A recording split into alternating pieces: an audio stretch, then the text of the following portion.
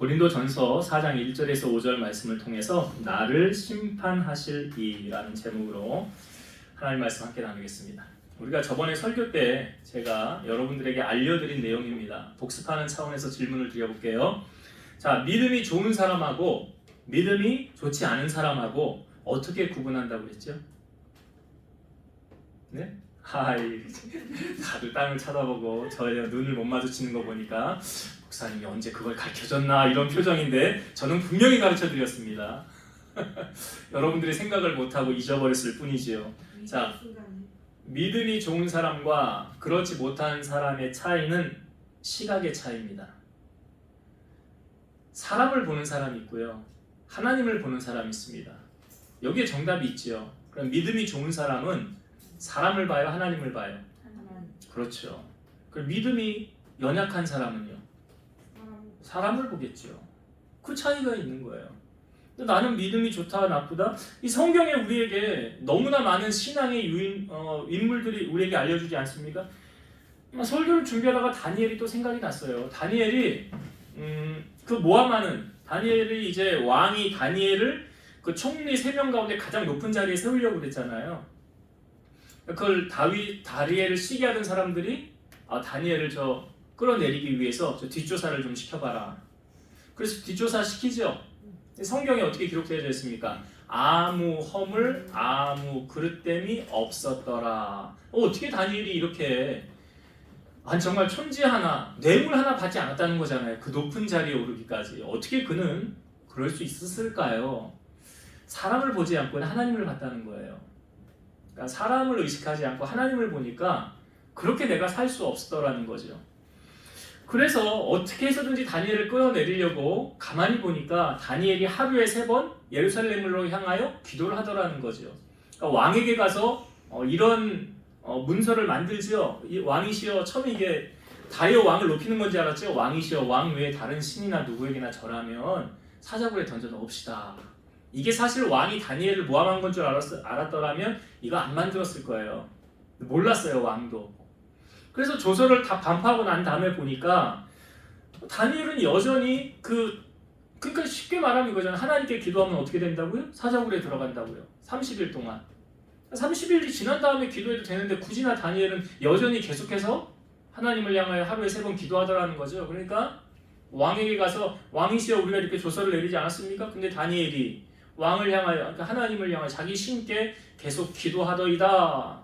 그러니까 그를 사자굴에 던져 넣어야 됩니다 라고 말하는 거예요. 어쩔 수 없이 왕도 구하고 싶었지만 구할 수가 없었죠. 다니엘이 사자굴 속에 들어가게 됩니다. 다니엘은요, 사람 따위는 별로 내가 보니까 두려워하지 않았어요. 만약에 사람이 두려웠다고 한다면, 사자굴에 들어가는 것이 두려웠다고 한다면 30일 동안 기도 안 하면 되잖아요. 근데 여전히 기도했거든요. 여러분, 성경에 이런 말씀이 있죠. 사람을 두려워하면 올무에, 함정에 빠지게 되지만 여호와를 의지하는 자는 안전하리라. 네. 그러니까 지금 어떻게 보면 다니엘이 함정에 빠졌어요. 함정에 빠졌어요. 근데 그 사람을 두려워해서 함정에 빠진 게 아니에요. 하나님을 신뢰하다가 함정에 빠진 거 아닙니까? 어떻게 보면 다니엘에게 있어서 이 사자굴은요, 다니엘의 믿음을 검증하는 계기가 된 거죠. 하나님이 때로는 우리를 다뤄보시잖아요. 너 정말 나를 사랑하냐? 너 얼만큼 사랑하냐? 내가 좀 봐야 되겠다 하면서 견주지 않습니까? 왜 아브라함 믿음의 조상이라고 하는 거예요? 아들 이삭 바쳐라 했을 때 순종했잖아요. 그가 죽었다가 다시 살아난 거하고 똑같다고 그러잖아요.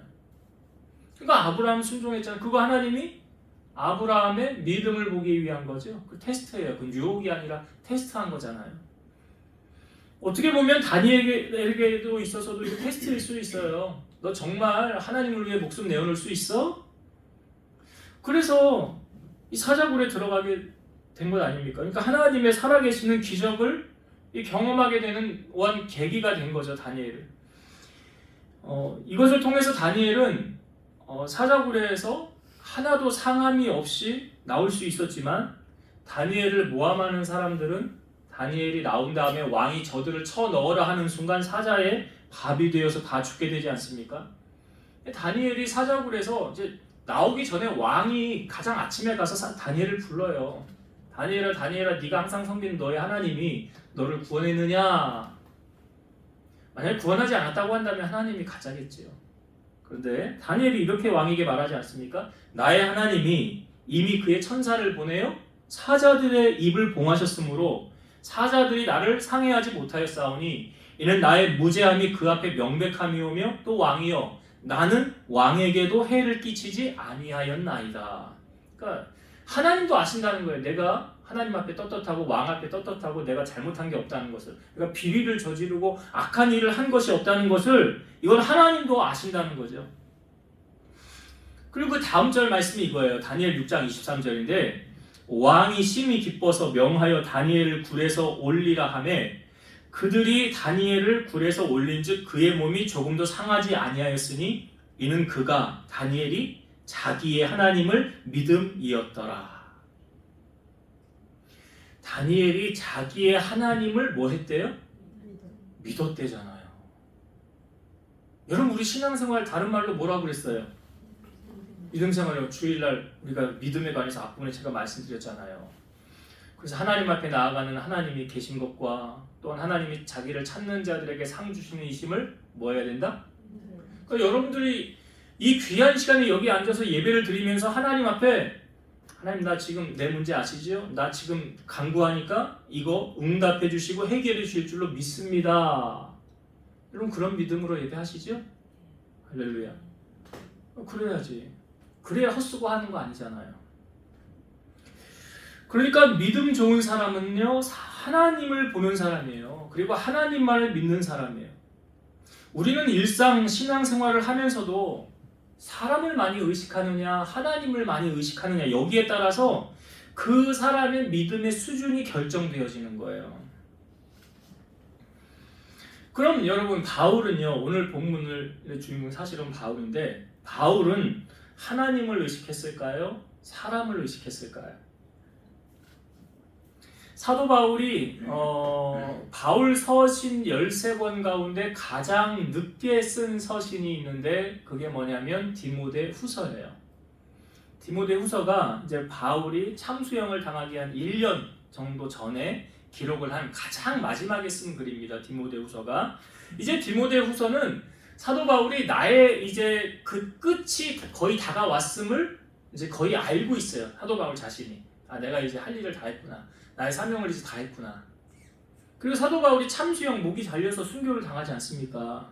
그 끝을 사도 바울이 알고 있어요. 그러면서 이 마지막에 쓴 글이 디모데후서인데 디모데후서 4장 7절과 8절을 보면 나는 선한 싸움을 싸우고 나의 달려갈 길을 마치고 믿음을 지켰으니 이제 후로는 나를 위하여 의의 면류관이 예비되었으므로 주 곧 의로우신 재판장이 그날에 내게 주실 것이며 내게만 아니라 주의 나타나심을 사모하는 모든 자에게 도니라.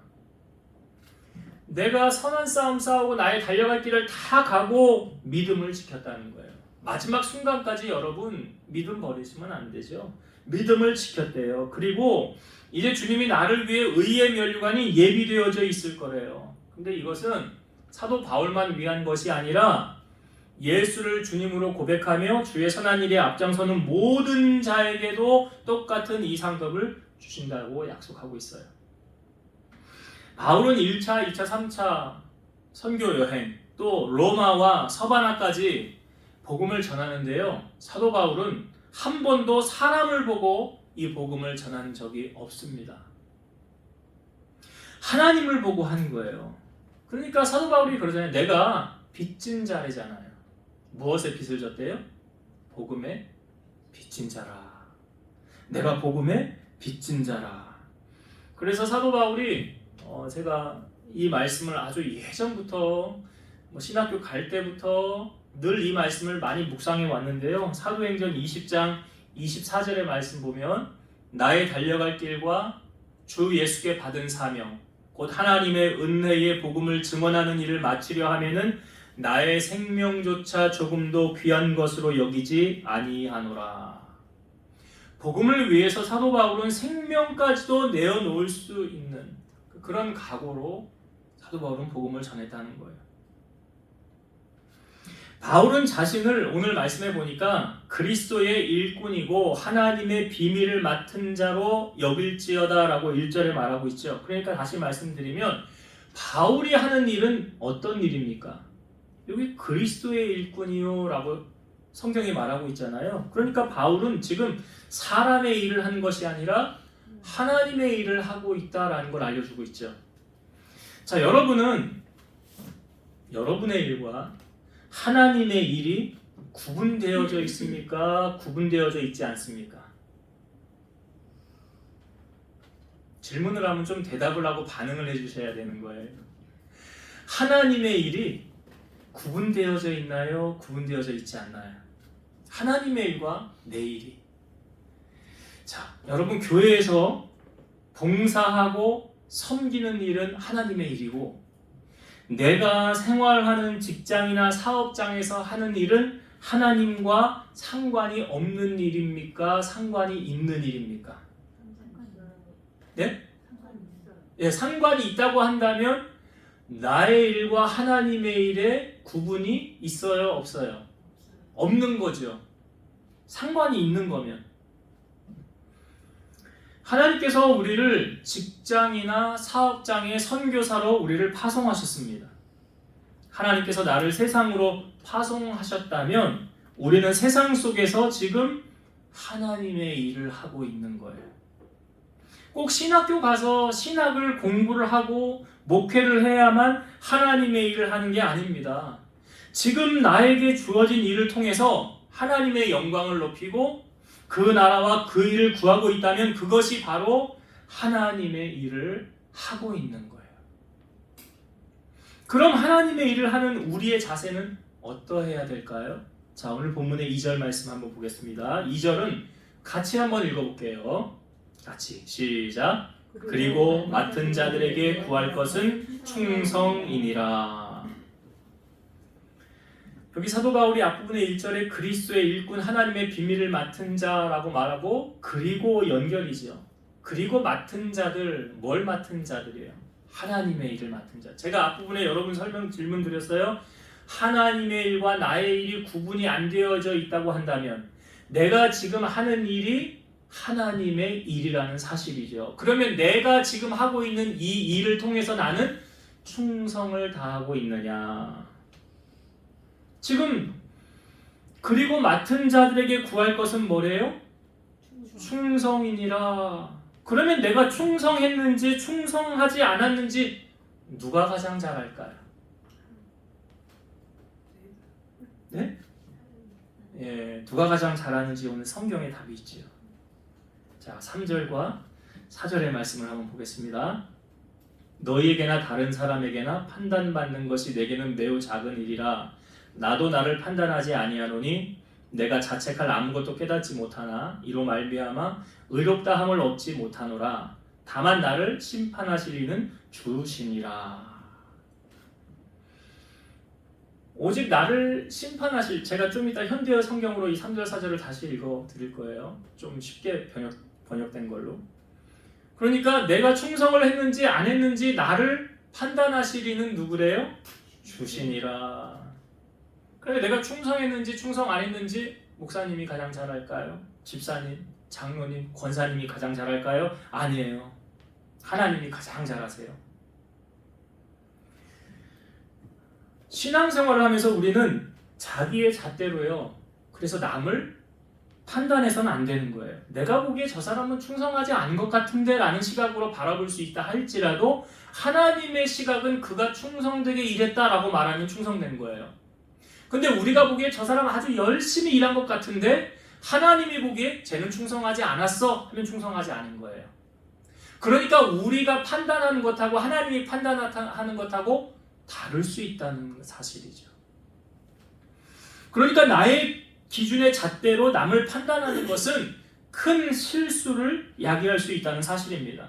로마서 12장 3절 보면 내게 주신 은혜로 말미암아 너희 각 사람에게 말하노니 마땅히 생각할 그 이상의 생각을 품지 말고 오직 하나님께 각 사람에게 나누어 주신 믿음의 분량대로 지혜롭게 생각하라. 여러분 제가 이 말씀 다시 읽어볼게요. 조금 읽으면서 풀어서 설명을 드릴게요. 내게 주신 은혜로 말미암아 너희 각 사람에게 말하노니 그 다음 마땅히 생각할 그 이상의 생각을 품지 말고 이게 뭔 말이냐? 소설 쓰지 말라는 거예요.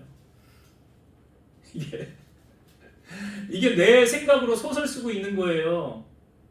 근데 그 소설이 맞으면 괜찮지 틀리면 안 되잖아. 그게 이 말이에요. 마땅히 생각할 그 이상의 생각을 품지 말고 소설 쓰지 말고 오직 하나님께서 각 사람에게 나누어 주신 믿음의 분량대로 지혜롭게 생각하라. 이런 거죠. 나는 옳고 너는 틀려. 여러분 이 비판이라는 것은요 결국은 그 비판을 한 자기 자신에게로 돌아온다는 사실 아십니까? 비판은요 결국 자기 자신에게로 돌아와요.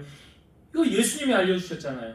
마태복음 7장 1절에서 5절 비판을 받지 아니하려거든 비판하지 말라. 너희가 비판하는 그 비판으로 너희가 비판을 받을 것이요 너희가 헤아리는 그 헤아림으로 너희가 헤아림을 받을 것이니라. 어찌하여 형제의 눈 속에 있는 티는 보고 네 눈 속에 있는 들보는 깨닫지 못하느냐. 보라 네 눈 속에 들보가 있는데 어찌하여 형제에게 말하기를 나로 네 눈 속에 있는 티를 빼게 하라 하겠느냐. 외식하는 자여 먼저 네 눈 속에서 들보를 빼어라. 그 후에야 밝히 보고 형제의 눈 속에서 티를 빼리라. 비판하지 말라라고 예수님 말씀하시죠. 오히려 너희가 비판하는 그 비판으로 너희가 헤아림을 받을 것이다. 그리고 자기 눈에 들보를 못 보면서 남의 눈에 티를 그렇게 보면서 비판하고 정죄하지 말라라고 말하고 있어요. 제가 아까 3절과 4절의 말씀을 현대어 성경으로 좀 쉬운 말씀으로 제가 다시 한번 읽어볼게요. 그런데 나는 어땠습니까? 충실한 일꾼답게 일해왔다고 여러분은 보십니까? 그러나 여러분이 어떻게 생각하든 또 누가 어떻게 생각하든 나는 그런 것에 개의치 않습니다. 나 자신의 판단도 믿지 않습니다. 내 양심에 조금도 꺼리는 일이 없다고 해서 내가 죄 없는 사람이라고 내세울 생각도 없습니다. 나를 판단하시는 분은 주님이시기 때문입니다. 그러니까 바울도 바울 자신이 나도 나를 판단하지 않는다는 거예요. 그 말은 다른 말로 나는 다른 사람을 판단하지 않는다는 말이잖아요. 결론의 말씀이 이거잖아요. 나를 판단하실 분은 주님이십니다.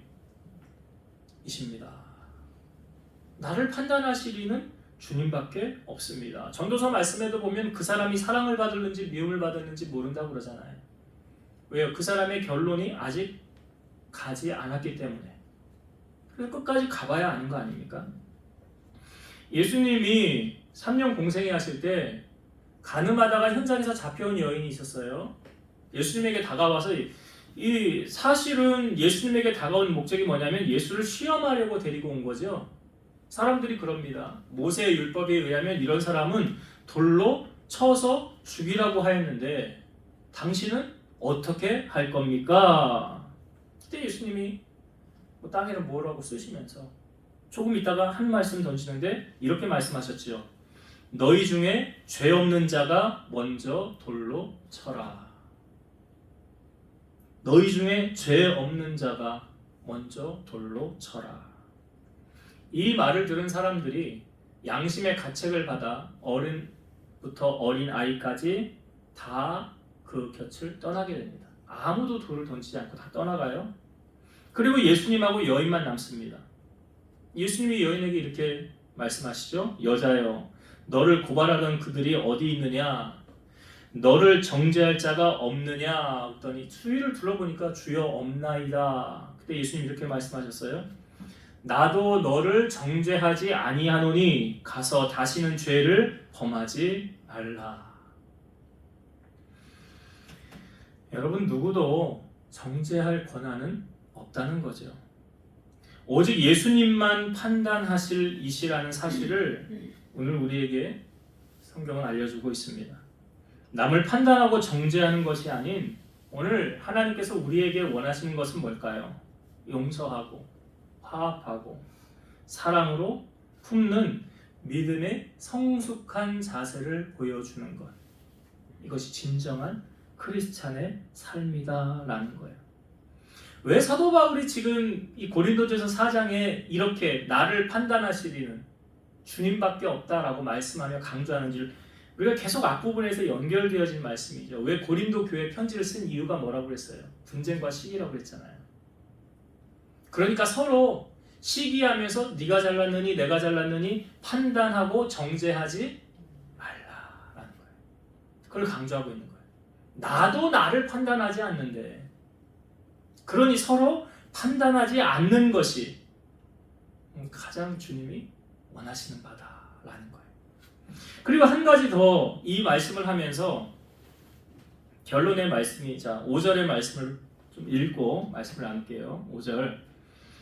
그러므로 때가 이르기 전 곧 주께서 오시기까지 아무것도 판단하지 말라.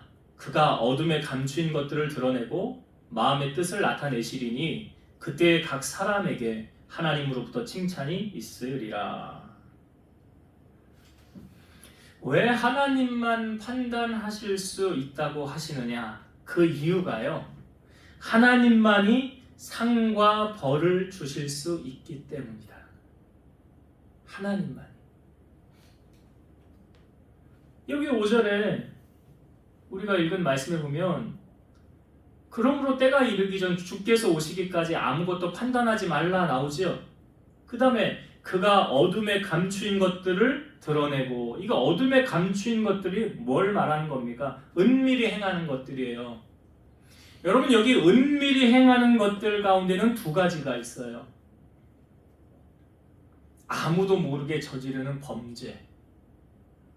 이 구약시대의 아간, 여리고성 무너질 때 아무도 모르게 장막 밑에 보물 숨겨다 놨잖아요.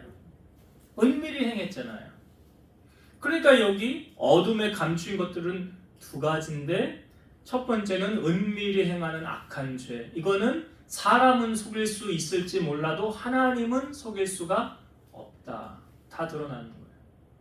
하나님, 여러분 손으로, 우리 손바닥으로 하늘을 가릴 수 있습니까? 못 가리잖아요. 다 드러나는 거예요. 하나님 앞에 감출 것이 없어요. 그러니까 여기 어둠에 감추인 것들의 첫 번째는 죄악을 말하는 거예요. 아무도 모르게 행하는 그 죄악들. 아나니아와 삽비라도 그랬잖아요. 감춰놓고 이게 다라고 왜 성령을 속이느냐 그랬잖아요. 여러분, 하나님은 못 속입니다. 다 드러나요. 그러니까 이건 악한 행동을 하는 그 어둠에 감추인 것들이 있는가 하면, 두 번째는 뭡니까? 선한 일도 있어요. 아무도 모르게 하는 선한 일도 있어요. 우리가 선한 일 할 때 예수님이 어떻게 가르치셨어요? 그렇죠. 오른손이 하는 것을 왼손이 모르게 하라. 아니, 내가 한 몸인데? 오른손 왼손이 따로 놀아요? 한 몸에서 같이 놀잖아요. 그게 뭘 의미한다고 그랬어요?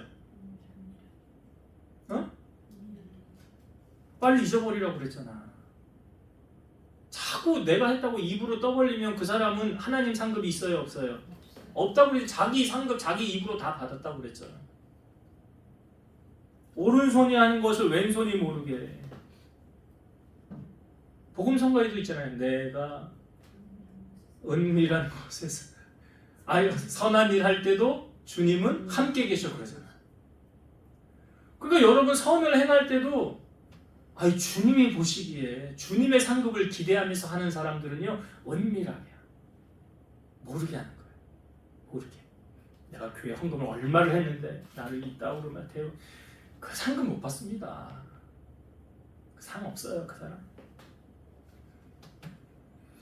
요한계시록 22장 12절. 보라, 내가 속히 오리니 내가 줄 상이 내게 있어 각 사람에게 그가 행한 대로 갚아주리라. 그러니까 제가 앞부분에 계속 연결해서 믿음이 좋은 사람과 믿음이 좋지 않은 사람, 제가 아까 질문 드렸잖아요. 똑같아요. 보세요. 사람에게 보이듯 하는 사람에게는 사람에게 상급을 요구하는 사람이고요, 하나님에게 보이듯 하는 사람은 하나님에게 상급을 요구하는 사람이에요. 부연 설명 좀 드려볼까요? 믿음 없는 사람은 사람에게 보이듯 합니다. 왜요? 그러니까 사람이 볼 때는 열심히 해요. 근데 사람이 안 보면요, 안 해요. 이게 믿음 없는 거잖아요. 근데 믿음 있는 사람은 사람이 보든 안 보든 신경 안 쓰죠. 왜? 하나님을 바라보니까. 우리가 뭐 예배를 하든 봉사를 하든 섬기든 뭐 기도를 하든 그 무엇을 하든 사람이 볼 때는 열심히 하고 안 볼 때는 대충 한다? 믿음 없는 사람이에요. 그런 사람은 사람의 상급을 기대하는 사람이에요. 하나님의 상급을 기대하는 사람은 그렇게 일하지 않죠. 달란트 비유가 그거 아닙니까? 한 달란트 받은 사람 땅에 묻어놨잖아. 주인 올 때 그대로 내놨잖아. 여러분, 주인이 왔을 때 2달란트 받은 5달란트 받은 사람은 갑절로 남겨서 칭찬받았잖아요. 뭐라고 칭찬받았어요? 잘 아시잖아요. 착하고. 그럼 여기 4장 2절에 맡은 자들에게 구할 것은 뭐래요? 그러니까요. 충성이잖아요. 그 충성한 자에게 누구로부터 칭찬과 상급이 있다고요? 하나님께로부터. 그럼 여러분은 사람에게 상급을 기대하세요? 하나님께 상급을 기대하세요? 제가 어제도 우리 가족들 모여서 여기서 교제하면서 뭐 하면서 뭐 하다가 그런 얘기 나왔는지 모르겠어요. 목회는 돈 벌려고 하는 게 아닙니다. 그건 제가 한 말이 아니라 김은호 목사님이 다니엘 기도회 갔는데 그 말씀 하시더라고요. 여러분 돈 벌려고 이거 하는 거 아니잖아요. 그래요. 제가 돈 벌려면 제가 왜 이거 하고 있습니까? 돈 벌려면 이거 안 하죠. 돈하고 상관없는 일을 하고 있는 거 아닙니까? 하나님 상급을 기대하고. 그러니까 여러분들도 오늘 이 말씀을 통해 이제 정리하고 마칠게요. 여러분들이 지금 하고 있는 일이 하나님의 일이라고 생각한다면, 하나님이 나를 직장의 선교사로, 사업장의 선교사로 파송해서 일을 하고 있다면 그건 사람의 일이 아니라 하나님 일을 하고 있는 거예요. 가정주부도 마찬가지 아닙니까? 엄마로서 자녀들을 케어하고 양육하는 거, 야 네가 대충 알아서 먹고 다니고 네 마음대로 하고 너, 그건 사명 감당하지 못하는 거잖아요. 우리 안용희 권사님 남편 전도를 위해서 얼마나 충성하고 헌신하고 있습니까? 지금 최선을 다하고 계시잖아요. 아마 머지않아 나오시지 않을까. 할렐루야. 아멘. 아니 우리 권사님이 이렇게 감동을 주고 최선을 다하는데 언젠간 나오겠지, 그죠? 할렐루야. 그래서 하는 거잖아요. 그래서 삼식이 밥 세끼 이렇게 잘 이렇게 정성껏 그 사명 감당하는 거라고요. 그게 하나님 일 하는 거라고요. 그러니까 오늘 우리가 우리의 일상에서, 일상이라는 찬양도 있었는데, 하여튼 우리 일상에서 하나님이 나에게 주신 일이라고 한다면 우리는 그 일을 어떻게 감당해야 돼요? 충성. 맡은 자들에게 구할 것은 충성. 이번 명절에 우리 아내가 얼마나 힘들었는지 몰라요. 충성하니라. 여론 매긴이라고 얼마나 고생했는지 몰라요. 명절 후유증을 겪고 있어요 지금. 우리에게 맡긴 일이 꼭 교회에서만 하는 일이 하나님의 일이 아니라는 걸 여러분이 분명히 아셔야 돼요. 내가 현장에서 하고 있는 일, 가정에서 엄마로서, 가장으로서, 아버지로서, 또 직장에서 직원으로, 또 사업장에서 사업하는 걸로, 이게 하나님이 나에게 맡기신 일이다 라는 생각으로 충성을 다하시기 바랍니다. 저도 여러분 설교 준비할 때 제가 늘 얘기하잖아요. 저 여기 오늘도 한 4만 명이 앉아 계시네. 나 몰랐는데. 충성한다고요. 저 원고를 쓰면서. 그거 하나님이 아시는 거잖아요. 제가 하나님 상급 기대하고 그렇게 하는 거죠. 여러분 상급 기대하는 거 아니에요. 그래서 우리가 먼저는 하나님이 나에게 맡기신 일에 뭐 해야 된다? 충성하십시오. 충성하십시오. 그리고 두 번째는 내가 충성한 거로부터 상급은 누가 주시는 거예요? 하나님이 주시는 거예요. 여러분 절대로 사람에게, 그러니까 왜 시험을 드는지 아세요? 나 왜 이렇게 했는데 안 알아주는 거야. 그러면서 시험 드는 거야. 안 알아주면. 아니 뭐야, 나를 이렇게밖에 대우 안 하는 거야? 내가 이렇게 했는데? 그 사탄이 섭섭한 마음 주는 거 아닙니까? 그걸 뭐 섭섭막이라고 그러잖아.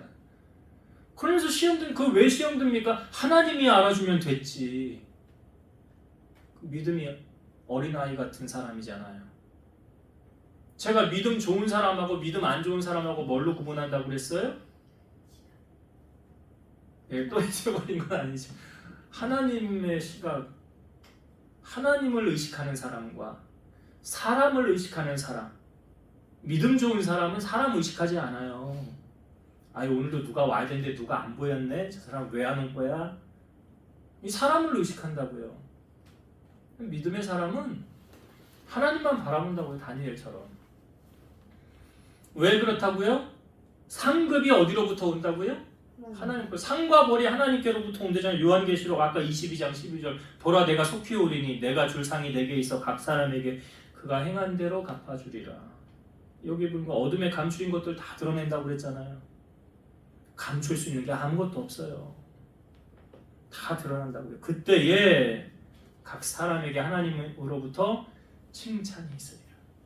여러분들이 정말 언제 주님 오실지 모르지만 주님 오시는 그날까지 정말 마라톤과 같은 경주를 잘 달리셔서 주님 앞에 딱 섰을 때 이런 질문 분명히 하신다고 그랬잖아요. 너 나 위해서 뭐 하다 왔어? 그때 전 주님을 위해서 최선을 다하다 왔습니다. 저 충성하다 왔습니다. 내 영광 돌리다가 왔습니다. 주님 기쁘시게 해드리는 거 주님 아시잖아요. 이렇게 말할 거리가 풍성한 여러분들 되셔서 하나님으로부터 칭찬과 상급을 받는 주인공 되시기를 주의 이름으로 축원드립니다. 기도하시겠습니다. 지금도 살아서 역사하시는 하나님 감사합니다. 명절의 마지막 날이지만 수요 예배로 우리 사랑하는 성도들이 모여서 하나님 앞에 예배하였습니다. 우리가 하나님께로부터 받은 은혜, 사도 바울이 복음의 빚진 자로서 하나님의 일을 감당할 때 그가 어떻게 하였는지 맡은 자들에게 구할 것은 충성이라고 하였습니다. 우리가 교회에서만 주의 일에만 충성하는 그런 것이 아니라 내 삶의 현장에서, 가정에서, 직장에서, 사업장에서 내가 충성을 다함으로 주님 앞에 나중에 정산할 때 너는 참 착하고 충성된 종이었구나 라는 칭찬을 받을 수 있는 우리 성도들이 다 되게 하여 주옵소서. 예수님의 이름으로 기도드리옵나이다. 아멘. 하늘에 계신 우리 아버지여, 이름이 거룩히 여김을 받으시오며 나라의 임하옵소서.